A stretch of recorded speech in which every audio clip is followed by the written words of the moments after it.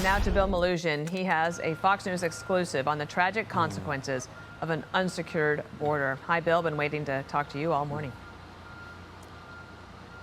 Yeah, Dana, good morning to you. This illegal alien had a lengthy rap sheet here in California long before he ever killed these two California teenagers. He's got several felony convictions on his record, several convictions for driving without a license, but he was still out and about on California's roads. And this young American couple ended up paying the price for that. And now their killer is getting an early release. It was November 2021, a fiery collision on an Orange County freeway. A young couple dead, and the driver who crashed into them, a twice-deported illegal alien from Mexico with multiple felonies, in custody for being drunk, high, and speeding at nearly 100 miles per hour. I got a knock on the door, and there's two police officers.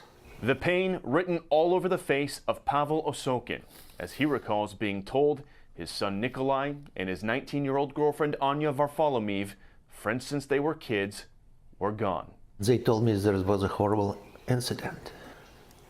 My son and his girlfriend, Anya, basically were burned alive in their car. She was my daughter. Anya's father, Anatoly, got a similar knock on the door that night. He said Anya's name. I said, yes, it's my daughter.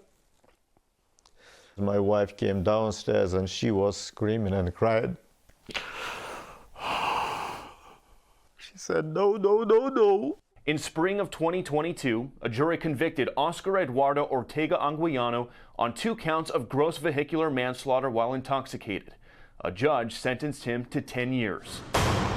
But on Easter Sunday, the family say they received this notice from the California Department of Corrections that on July 19th, he'll be getting out. 2 years for killing 2 kids. It's confusing to me.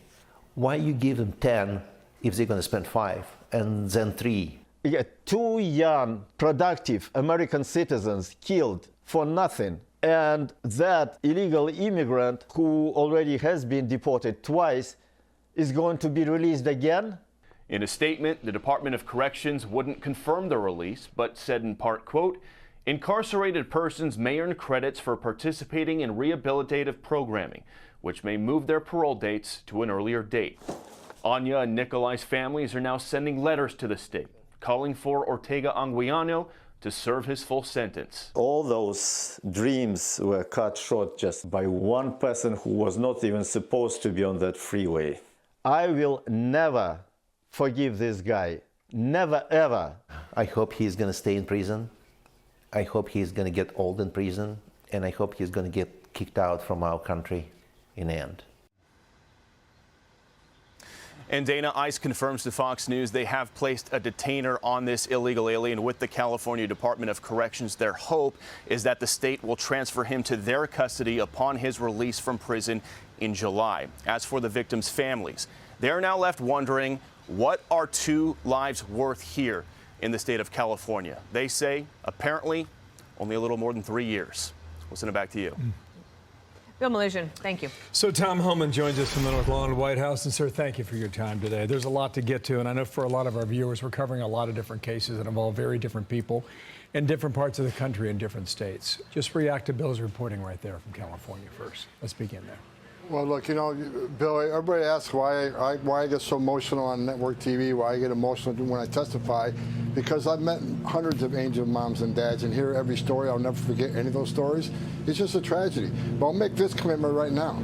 I'll work with Secretary Noem on this case, and I guarantee you, if they don't honor a detainer, we have ICE agents outside that facility to take custody of this individual and deport him. He's been deported several times, which means he's a felon. Re-entry the country at the form of deportation is a felony. We will prosecute him and we will deport him. I'll make that commitment, and I'll work with Secretary Noem to make sure that happens. I want to bring up one other thing before we get to the bigger picture, and that is, for example, when someone on the left go against you, they will say, oh, it's just like 1 or 2 people, right? Well, that's not the case, as you know. And here's another example. There was a young woman, a mother of 2, killed in Maryland. Again, Maryland, mother of 2. Her name was Guerra. And she is one of Senator Van Hollen's constituents, and her mother, who is lesbian Melith Ramirez Guerra. I'm sorry, that was the woman who was killed.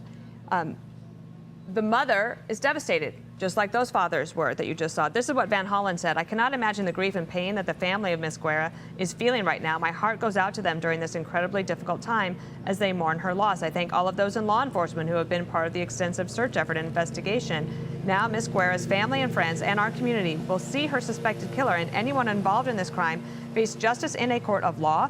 Courts of law are where we punish the guilty and provide for the due process rights of all. That is why it is important to respect the rule of law and the decision of our courts. The issue is that the woman who was killed didn't get that chance for due process. There she is right there on your screen. And the senator, I know what the point he's trying to make, but the point that the president was trying to make yesterday in the Oval Office is we have a huge number of illegal immigrants in this country that are affiliated with these gangs. And to go one by one is going to take years and years and years that we don't have in order to protect the rest of the citizens. So how do you think this gets solved in the end? Well, first of all, Van Hollen's statement is just ridiculous. If you want more safety for the citizens of Maryland, then stop being a sanctuary state.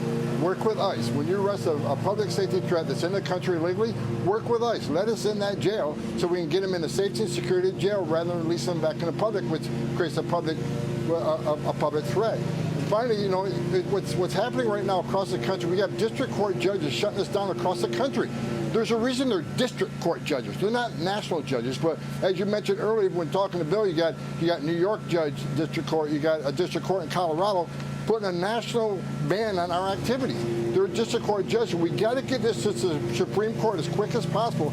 District court judges can't overrule the president's executive orders. This is what we got to get fixed right away in the Supreme Court so we can actually keep the president's promise to American people that we're going to remove national security threats and public safety threats. Yeah, on that point, we're fighting a lawnmower. Our apologies to our viewers at home. This is very important now, okay?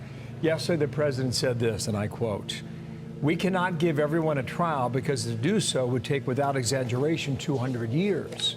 Now, the court has said that those subject to the statute needed to be given the opportunity to challenge their removal. To me, I interpret that as a sense of due process. How do you interpret that?